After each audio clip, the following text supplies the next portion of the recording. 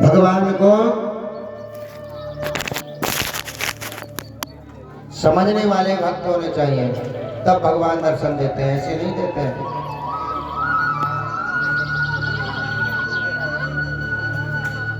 आइएगा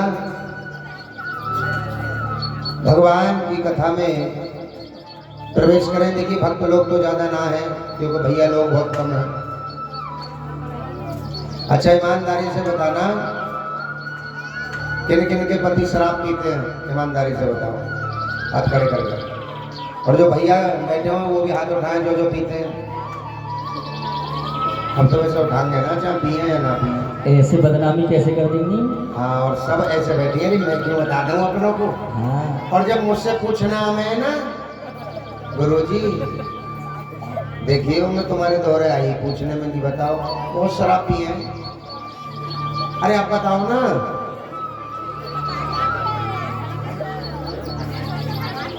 अब आपस में कर रही है, तू भी बता दे, तू भी बता दे। देखिए जो शराब पीते हैं ना, भाइयों के लिए पहली बात तो यहाँ ज्यादा दिखाई ना दे रहे भैया, माताएं की संख्या ज्यादा है।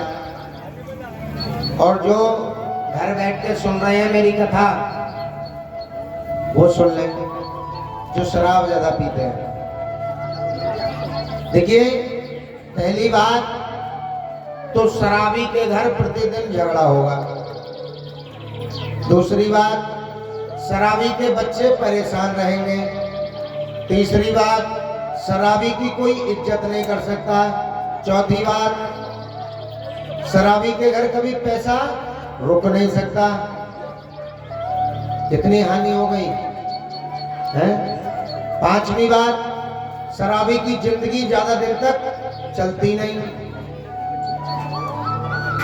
चाहे उनके फेफड़े खराब हो जाए, लीवर ठप हो जाए, खून का पानी बन जाए, ब्लड कैंसर हो जाए, लेकिन वो ज्यादा दिन तक जीते नहीं है। अब लास्ट क्या हुआ, तुमने अपनी जिंदगी खराब की तो की, दूसरे की होगी। छोटे छोटे बच्चे, जानते हो तुम्हारे जाने के बाद उन बच्चों का क्या होगा? दर तरह की ठोकरें खाएंगे।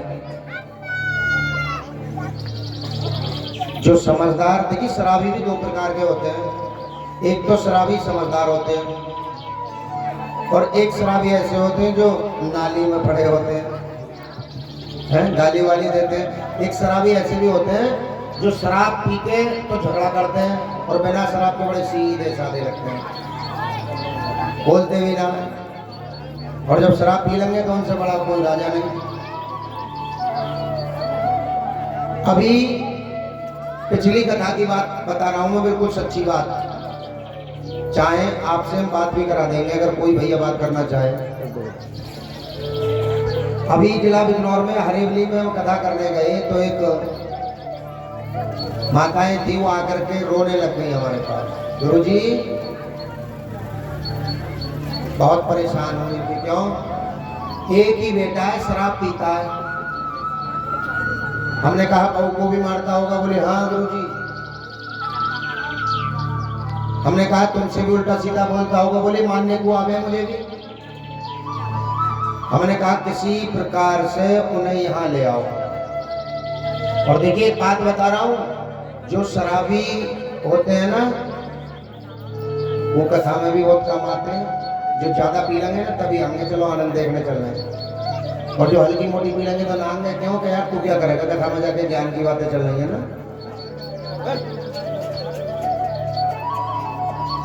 और भगवान के नाम में बड़ी शक्ति है। भगवान का नाम लेने जरूर आना चाहिए, प्रतिदिन लेना चाहिए।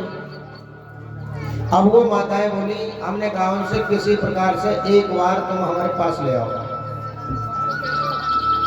बोली आएगा ही नहीं, क्योंकि ये कहना कि गुरुजी बुला रहे हैं। अब वो समझा करके उन्हें एक बार ले आए। अब दोनों पति पत्नी को हमने बिठाया, बड़ी सुंदर पत्नी थी उनकी। हमने कहा ये तुम्हारी पत्नी है? बोले हाँ। मैं शराब पीते हो? बोले हाँ। मैं कौन सी टेंशन में पीते हो? बहुत सुंदर नहीं है क्या? अगर तुम्हारी पत्नी सुंदर नहीं है इसलिए पी रहे हो, जानते हो तुम्हारे मरने के बाद क्या हाल होगा? छोटे छोटे बच्चे हैं। मैंने कहा सबसे ज्यादा प्रेम किससे करते हो घर में? बोले अपने बच्चों से। और मैंने कहा तुम मर गए तो क्या होगा इन बच्चों का? हमने पूछा तुम्हारा कोई गुरु है? बोले ना गुरु जी। मैंने कहा किससे कह रहे हैं अभी गुरु जी? बोले तुमसे कह रहे हैं। तो मैंने कहा हमें मान लो। बोले मान लिया। मैंने कहा ऐसे नहीं, सौगंध खाओ अपने बच्चे के सिर पर हाथ रख के। बोले कैसे? मैंने कहा ये सौगंध खाओ आज से शराब नहीं पियोगे अगर गुरु की बात मानोगे तो, वरना हमने कहा मर जाओगे, ध्यान रखना। बोले गुरु जी एक साथ तो ना छूटेगी, पर लेकिन कम कर देंगे। लेकिन कोशिश करो, प्रयास करो। देखिए हम क्या नहीं कर सकते। एक तो होता है मन, हमारा मन कह रहा है हम तो व्यास गति से उतर जाए, हम तो ना उतर रहे क्योंकि मर्यादा के बाहर है।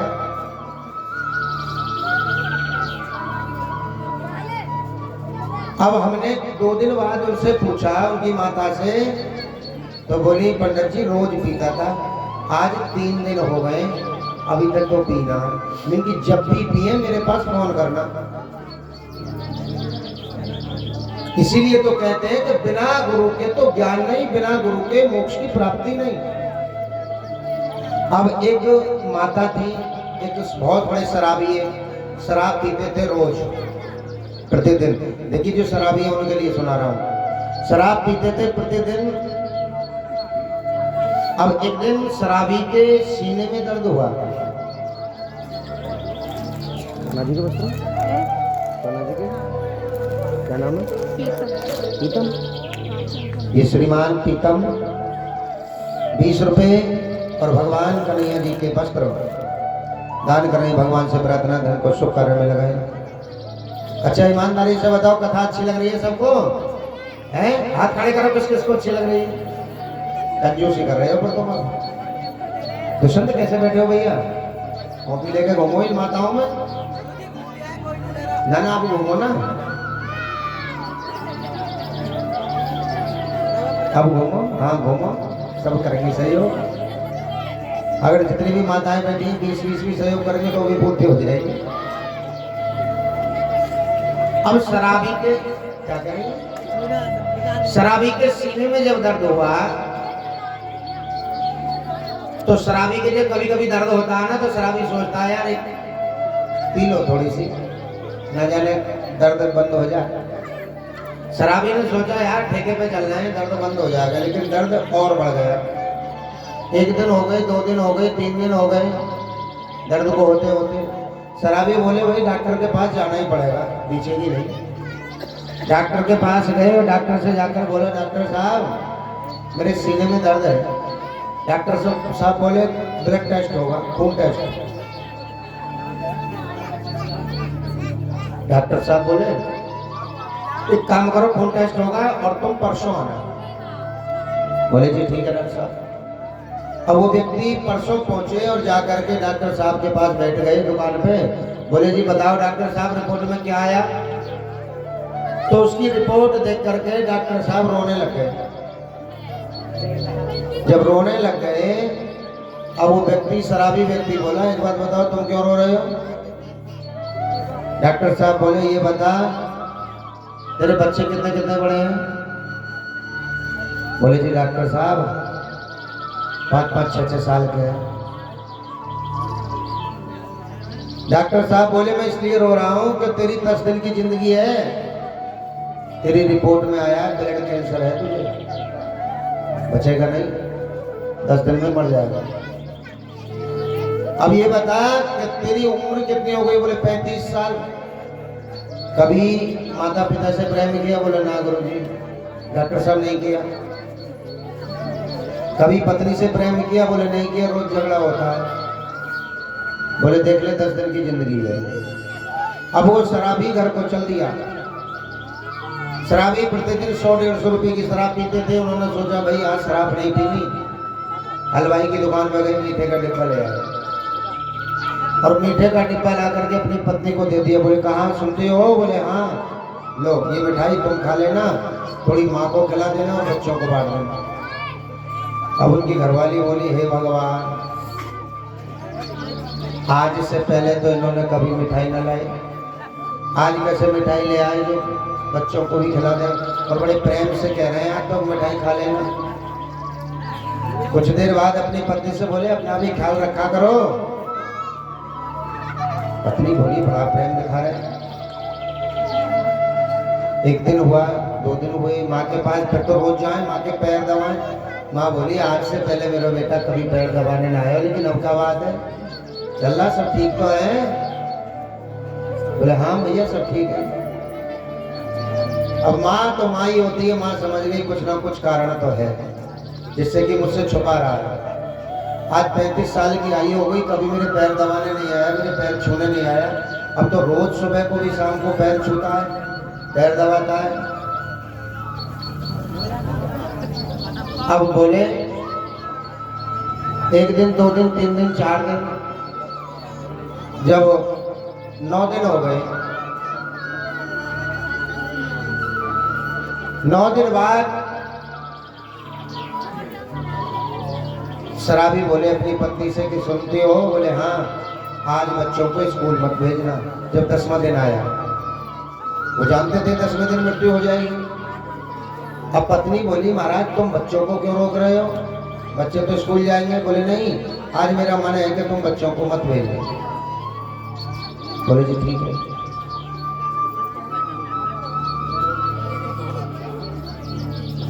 अब धीरे धीरे वो 10वां दिन भी निकल गया। 10वां दिन जब निकल गया तो 11वें दिन की जब सुबह हुई तो शराबी के दिमाग में बड़ी हलचल हो गई। बोले, डॉक्टर साहब तो ये कह रहे थे कि 10 दिन में मृत्यु हो जाएगी। अब दौड़े दौड़े गए डॉक्टर साहब के पास। डॉक्टर साहब से बोले, डॉक्टर साहब बड़े झूठ बोलते हो भाई। बोले, क्या हुआ? तुम तो ये कह रहे थे कि 10 दिन में मृत्यु हो जाएगी। तो डॉक्टर साहब बोले, मरना चाहते हो, जहर का इंजेक्शन दे दूं? अच्छा ये बताओ, ये 10 दिन की जिंदगी तुम्हारी कैसी बीती? शराबी बोले, डॉक्टर साहब 35 वर्ष की आयु हो गई, आज तक अच्छा नहीं लगा कुछ भी। पत्नी से प्रेम नहीं किया, माँ से प्रेम नहीं किया, बच्चों को कभी प्यार नहीं दिया, लेकिन ये 10 दिन में बस ऐसे मानो बहुत डर लग रहा है मरने से। प्रेम मैंने देखा है, अब नहीं, मन नहीं करता कि तुम मर जाओ। डॉक्टर साहब बोले, देख सुन, अब तू मरेगा नहीं। शराब छुट गई? बोले, छुट गई। 10 दिन से मैंने हाथ नहीं लगाया। किसके लिए? बच्चों के लिए, पत्नी के लिए, अपनी जिंदगी के लिए। डॉक्टर साहब बोले, देख मैंने ये तेरे साथ मरने का नाटक किया था कि तू मरेगा। अब मैं तुझसे डायरेक्ट कह दूं कि भाई शराब छोड़ दो, तो तू ये और कहने लग जाता कि डॉक्टर साहब तुम्हारे का घर से पी रहा हूं, उल्टा सीधा बोलता। एक दिन तेरी पत्नी अपना मंगलसूत्र लेके आई थी मेरे पास। तू जानता है मंगलसूत्र किसे कहते हैं? सुहाग होता है मंगलसूत्र। मंगलसूत्र लेके आई और कह रही, डॉक्टर साहब मेरे पास पैसे तो है नहीं, लेकिन मेरे पति को बचा लो, मेरे छोटे छोटे से बच्चे हैं, अनाथ हो जाएंगे अगर मेरे पति को कुछ हो गया। इतना प्रेम करते हैं तेरे बच्चे तुझे। अब शराबी बोला, डॉक्टर साहब मैंने सौगंध खाई है और आज से अपने बच्चों से इतना प्रेम करूंगा, लेकिन आज के बाद शराब कभी नहीं पीऊंगा। बोले, गोविंद भगवान की जय हो। तो ये शराब हमारे शरीर को नुकसान देती है, हमारी जिंदगी को खराब करती है, प्रेम को समाप्त करती है। शराबी के पास प्रेम की भाषा नहीं होगी। इसीलिए देखिए, कुछ भक्त कह देते हैं, कुछ भक्त भांग भी पीते हैं, चिलम भी पीते हैं, कहते हैं अरे गुरुजी भोले बाबा की मूर्ति है, किसने देखा भोले बाबा को चिलम पीते, किसने देखा बाबा को जहर पीते। दारू भी दवाई का काम करती है। बुजुर्ग लोग कहते हैं ना, दवाई दारू ले आ। और ये श्रीमान जी छत्रपाल सिंह जी जो उनके छींटे लगाने के लिए गए थे, 50 रुपए का दान आया है। सदा ही जय जयकार हो, कल्याण हो।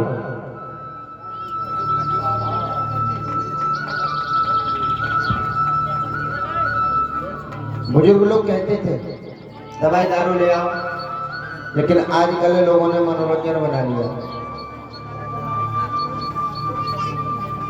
अभी वृंदावन में जब धीरेन्द्र शास्त्री जी महाराज पद यात्रा कर रहे थे ना, तो कुछ भक्तों ने वृंदावन में शराब के ठेके बंद करा दिए थे। और बिहार में आज भी बिहार की जितनी महिलाएं ना, उन्होंने एकता करके जितने भी बिहार में ठेके सब बंद करा दिए। शराब नहीं बिकती है बिहार में। देखिए, वो आपके पति हैं, उन्हें समझाओ, समझाने से मान जाएंगे। क्योंकि जब तक किसी को चोट नहीं लगती है ना, तब तक उसे पता नहीं चलता है।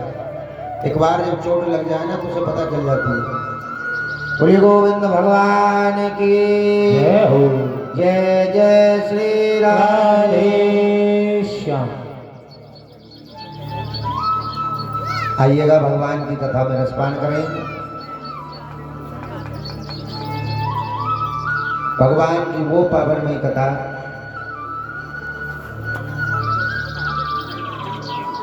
एक बार क्या हुआ, भगवान कन्हैया गैया तो चराते थे। श्रीदामा, मधुमंगला, मनसुख सभी भगवान के ग्वाला थे। भगवान से कहने लगे, मधुमंगला, हैरे कान्हा, सब बैठे थे एक जगह वृक्ष के नीचे। दोपहर का समय था, सब बैठे थे और सब बैठ करके वहां ग्वाला बातें कर रहे थे। अब मधुमंगला कहने लगे भगवान कन्हैया से, अरे कान्हा, तू भगवान है। अब भगवान कहने लगे, अब मैं इन्हें कैसे समझाऊं। पहली बात, जब इनको पता है कि तू भगवान है, तो मुझसे तो बोल कितने बढ़िया रहे, तू भगवान है, तू तड़ा के बोल रहा है। अरे भगवान जी को तो जीत लगा के बोलते हैं ना। अरे श्रीमती यशोदा देवी उन्हीं की सुपुत्री चित्रा कुमारी, ये दोनों 20-20 रुपए यानी कि 40 रुपए भगवान की कथा में दान करते हैं। सदा ही जयकार हो, कल्याण हो। भगवान बोले, हाँ हूं तो सही भगवान। तो मधुमंगला बोला, कहां से दिखाई दे, तेरी शक्ल दिखाई दे भगवान की। भगवान बोले, देख सुन, जब मैं 1 महीने का था, छोटा सा, तो कितनी बड़ी पूतना को मैंने मार दिया। गिराया नहीं गिराया? तो बता, हूं भगवान नहीं? तो मधुमंगला बोले, ओए सुन, ये किसी और को पढ़ाइए पाठ।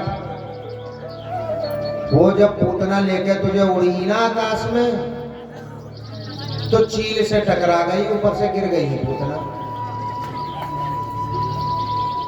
चील से टकरा गई, जब उड़ रही ना, तो चील से टकरा के नीचे गिर गई। तुआ के ऊपर खेल लो, ऐसे मरी। भगवान बोले, अच्छा, मैंने ना मारी। बोले, ना, तू कैसे मार सके? भगवान बोले, चल एक काम करो, दूसरी। अब मधुमंगला बोले, कोई अच्छा प्रमाण दे जिससे कि पता चले तू भगवान है। अब भगवान बोले, मैं तुमको बताऊं का कि मैं भगवान हूं। भगवान बोले, देख सुन मधुमंगला, एक प्रमाण और तू बोले, बता। देख, अभी कुछ दिन पहले मैंने कन की उंगली पे गिरिराज जी भगवान उठाए ना, 21 किलोमीटर में फैले हुए हैं गिरिराज जी, आज भी बता रहे 21 किलोमीटर में। अब मैंने कन की उंगली पे उठाए ना उठाए।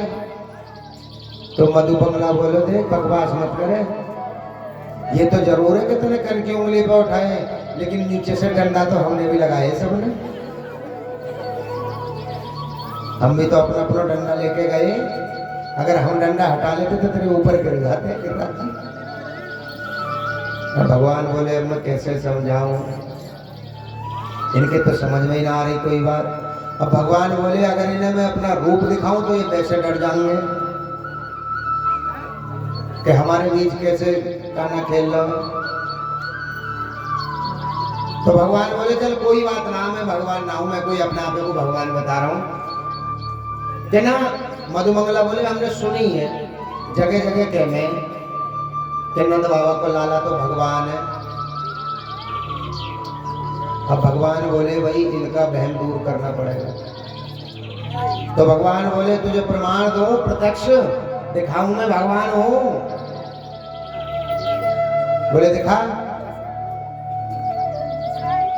मधुमंगला बोलो देख, अगर तू भगवान है तो भगवान की नारायण की सवारी कौन सी है बताए किसी को।